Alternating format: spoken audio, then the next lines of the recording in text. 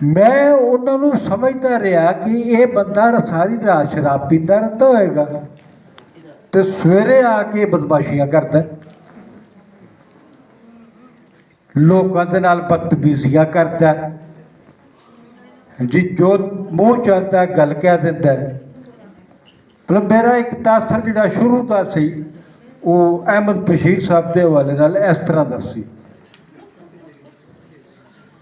वो मैनू बाद पता लगा कि ये बंदा वड्डियां वड्डियां सुर्ख अखां जिहदियां ने, जिहदे चेहरे के उत्ते कदी मुस्कुराहट नहीं देखी, इंज लगदा है किसी नाल लड़ के आया, हर वेले गुस्से च ही रहिंदा है। तो मेरे लिए वो एक मुहिमा सी वो आदमी जिहड़ा आहिस्ता आहिस्ता खुलता गया। तो मैनू पता लगा कि ये ते हर छोटे नू अपने बच्चों वांगू चाहता है और जिहदे नाल रिश्ता कायम कर लैंदा है वो रिश्ता कभी तोड़ता नहीं। मतलब इतने इनवॉल्व होंदे सन, इतने तुहाडे विच इनवॉल्व होंदे सन कि मेरी धी का रिश्ता वेखण वास्ते कुछ लोग आए।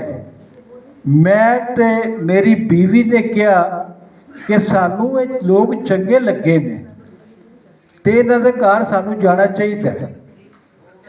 मैं अपनी बीवी नूं लैके जदों उन्हां दे घर पहुंचा तो मैं अपनी बीवी नूं कहा, ये सामने अहमद बशीर साहब रहते हैं तो इन्हां दे घरों निकल के ते अहमद बशीर साहब नूं भी मिल के जावांगे। जदों उत्थों असीं फारग हो के मुतमईन हो के सानू चंगे लगे वो लोग,